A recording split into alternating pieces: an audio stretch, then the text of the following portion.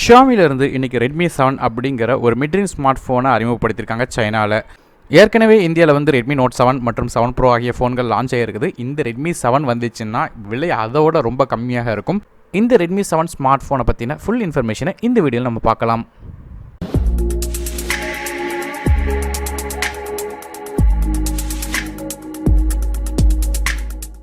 முதல்ல இந்த Redmi 7 smart ஃபோனை பற்றி பேசும்போது இது ஒரு மிட்ரேஞ்ச் ஸ்மார்ட் ஃபோன்.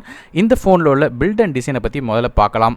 இந்த ஃபோனோட கன்ஸ்ட்ரக்ஷனை பொறுத்தவரையும் பேக் சைடில் நமக்கு பிளாஸ்டிக் பாடியால் செஞ்சுருக்காங்க. ஆனால் பேக் சைடில் பார்க்குறதுக்கு பிளாஸ்டிக் ஃபினிஷ் மாதிரி இல்லை, நமக்கு ரெட்மி நோட் 7 மற்றும் ரெட்மி நோட் 7 ப்ரோவில் பார்க்குற மாதிரியே ஒரு கிளாஸ் ஃபினிஷ் மாதிரியே டிசைன் தான் கொடுத்துருக்காங்க. இதுவுமே கிரேடியண்ட்டாக அழகாக இருக்குது.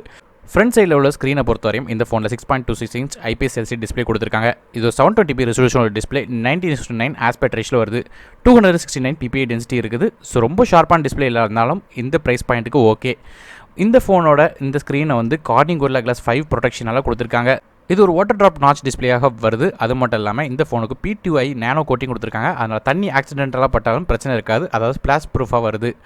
அடுத்ததாக இந்த ஃபோனோட ப்ராசரை பற்றி பேசும்போது இதில் Qualcomm Snapdragon 632 ஆக்டோகோர் சிப்செட் கொடுத்துருக்காங்க. இதில் 4 கோர்ஸ் வந்து 1.8 GHz Kryo 250 கோல்ட்லையும் 4 கோர்ஸ் வந்து 1.8 GHz Kryo 250 சில்வர்லையும் ரன் ஆகுது. கிராஃபிக்ஸ்க்காக நமக்கு Adreno 506 GPU கொடுத்துருக்காங்க. ஸோ பெர்ஃபார்மன்ஸ் எப்படி இருக்குன்னு கேட்டிங்கன்னா PUBG மாதிரியான ஹெவியான கேம்ஸ் கூட மிட் செட்டிங்ஸில் ஈஸியாக ரன் ஆயிரும். ஸோ மிட் செட்டிங்ஸில் ரன் ஆகும்போதே உங்களுக்கு தெரிஞ்சிருக்குன்னு நினைக்கிறேன். எல்லா விதமான கேஷுவலான கேம்ஸும் அதாவது ஹெவியான ஆப்ஸும் ஈஸியாக இந்த ஃபோனில் ரன் ஆயிரும். 14 nm FinFET ப்ராசஸில் இந்த ப்ராசரை தயாரிக்கிறாங்க. அடுத்ததாக RAM அண்ட் இன்னும் ஸ்டோரேஜ் பொறுத்தவரையும் இந்த ஃபோன் வந்து 3 டிஃப்ரெண்ட்டான கான்ஃபிகரேஷனாக வருது. 2GB RAM with 16GB ஸ்டோரேஜோடும், 3GB RAM with 30GB ஸ்டோரேஜோடும், 4GB RAM with 64GB ஸ்டோரேஜோடும் வருது. மைக்ரோ SD கார்டு சப்போர்ட் இருக்குது. அப்படி 512GB வரையும் எக்ஸ்டெண்டர் பண்ணிக்கலாம். இது ஒரு டெடிகேட்டட் சிம் ட்ரேயாக வர்ற காரணத்தினால 2 சிம் கார்டும் ஒரு மைக்ரோ SD கார்டும் அட் அ டைமில் யூஸ் பண்ண முடியும். அடுத்ததாக ரியர் ஃபேசிங் கேமரா உள்ள கேமரா பற்றி பார்க்கும்போது நமக்கு டியூவல் கேமரா கொடுத்துருக்காங்க. ஒன்று 12 MP camera with f2.2 aperture, 1.25 micron pixels lens கொடுத்துருக்காங்க. ஃபேஸ் டெட் ஷார்ட் ஃபோக்கஸ் சப்போர்ட் இருக்குது.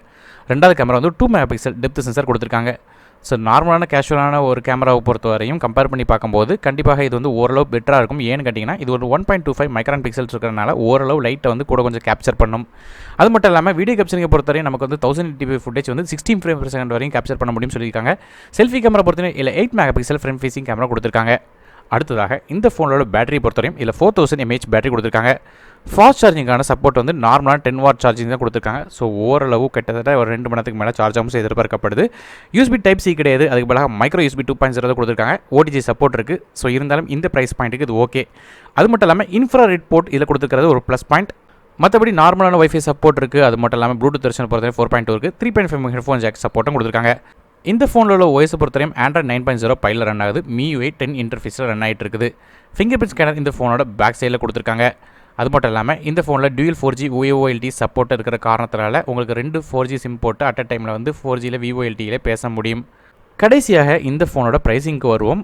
ப்ரைஸிங்கை பற்றி பேசும்போது இந்த ஃபோனில் 3 டிஃப்ரெண்ட்டான வெர்ஷன் இருக்குன்னு சொல்லியிருந்தேன். ஸோ இந்த வீடியோ அப்படியே பாஸ் பண்ணிவிட்டு இந்த ஃபோனோட விலை எவ்வளோ இருக்கும் அப்படிங்கிறத கீழே கமெண்ட்டில் மென்ஷன் பண்ணுங்கள். அதுக்கப்புறம் இந்த ஃபோனோட ப்ரைஸிங் பார்க்கலாம். ஸோ இப்போ இந்த ஃபோனோட விலைக்கு வரும். முதல்ல இந்த ஃபோனோட 2GB RAM வித் 16GB ஸ்டோரேஜோட விலை சைனாவில் உள்ள ப்ரைஸ் வச்சு கம்பேர் பண்ணி பார்க்கும்போது இந்திய மதிப்பில் 7150 ரூபா வருது.